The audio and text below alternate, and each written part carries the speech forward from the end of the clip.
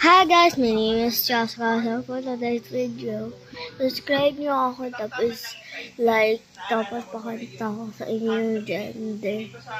Yung pangalan ko sa TikTok ko, Francesca. Look guys. Nauntok ako guys.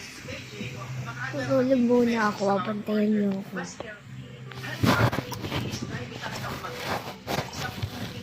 Organized by test na gusto mo ng samgyup, tapos hindi ka nakukulas at ma-impress sa dami ng food. There's a certain vibe sa restaurant na to that made me feel super special. Parang kang aamin ng intimate wedding event o di kaya anytime may magpo-propose napaka-romantic yet, hindi sobrang mahal ng foods dito. Yun ang napansin ko. Tapos napaka-explicit ng mga pagkain. No? Talagang hindi mo tapos nakakaiba, then peaceful, masarap ang pagkain. Hindi na ako. Affordable naman, tapos hindi pa maingay dito. Try nyo itong na-discover ko sa QC, Garlic Kitchen ang pamagandang store. Ang dali lang talaga ma-inlove sa mga putahin nila since almost lahat sa kanila may garlic. First to try sa main dish, garlic infused lechon baka, meron pang bone marrow on the side. Uy! Ang patagdagli ng super na literal na melts in your mouth. Ang taba, lasang butter, and garlic yung panitla. Next is yung kanilang barbecue-based pork. Cellphone na lang yung nakataas. Manamis-namis, may pagka-ihaw ng cheese. Then, may special yung pinento sauce at coleslaw.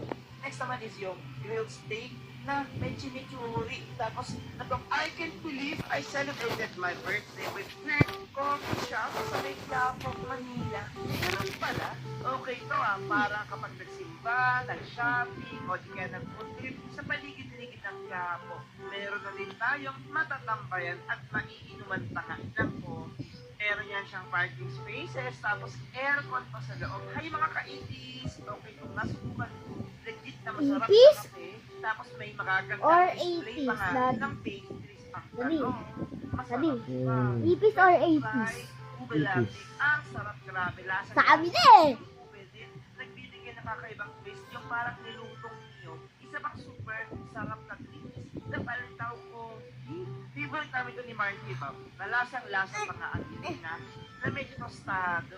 At grabe na i-enhance niya ng malala itong drink na to. Tapos sa pastries, napansin ko, very international ang atake. May mga croissant sila, pero Pinoy style kasi may turon, super flaky, buttery at fruity at the same time.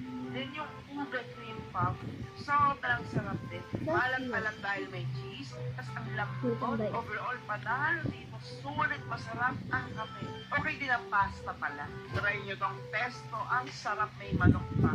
Okay dito, promise, sa tapat lang to ng pagtawid mo lang ng Quiapo Church sa overpass o lakad lang sa gilid.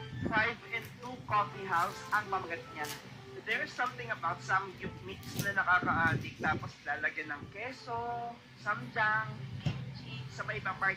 I can't believe it. Ano po yan? Japanese cake po. Japanese cake. Magkano po? Ano flavor po yan?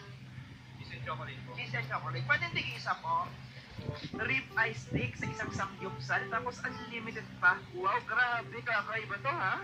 Well, if you're looking for a new place para mag-samgyupsal, ayos itong na-discover namin sa Pasig dahil bukod sa unlimited meats and side dishes na lulutuin mo sa charcoal grill, meron ka rin makakaing wagyu cubes at steak na premium ang cut. Tignan mo naman yan, ang kapal at ang ganda Meron pang kasamang tempura, ang laki ng hipon, ang sarap ng mga side dishes, kimchi, japchae, potatoes, fish cake, cucumber, lettuce, ganyan, soup, ang malakas ang keso na hindi siya liquid form, hindi malabnaw, kasi legit na keso yung tutunawin mo sa apoy, dami sinabi. 999 pesos pala ang premium nila dito. Pero meron namang 649 if walang tempura, wagyu at steak. Siyempre doon kami sa 999. Kasama ko Marty and nagagay kami ng malala. Napakaganda rin ng location nila. Malapit sa MRT Shaw Boulevard. Ito ang Yongjae na Korean resto. Ang lokasyon sa tabi ng Red Planet Ortigas. Meron din silang secret room dito. Sobrang VIP ng feels. Literal na kayo lang magbabarkada or family sa loob. Tapos pwede magkaraoke. Kaso bawal mag-ihaw dyan So sa labas na kayo nag-grill. Or actually, okay din kung order na lang kayo ng a la carte items para i-hassle. Gaya ng pork udon, beef udon, shrimp tempura, pork tonkatsu, ganyan. Meron silang libreng ice cream sa For me, sulit to, nag-enjoy kami nila Marky Pop. Simple, spacious, malinis ang lugar, hindi nagkikitata, hindi madulas ang sahig, bagong-bagong pwestuhan, at ang sarap ng meats and side dishes. Ito guys. Ba't ko pang magsamgit pero Japanese na Ah! tiklahan. Napakadaming unlimited choices dito and best of all, halos katabi lang yan siya ng MRT, Bonnie Station EDSA. Ang convenient ng pwestuhan, kaya mas lalo ko na-inlove dito. Nalula kami sa dami ng choices, may mga seafood, meats, ang side dishes, best of all.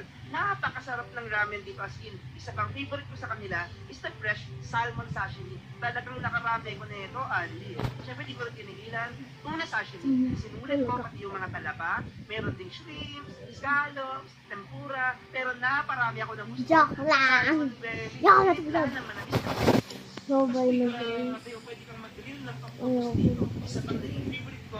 Kaso nakakapagod. Basta ayoko. Maglalaro na ako ng Roblox. Roblox. Roblox. Roblox. Bye-bye guys. Buyers. Bye-bye.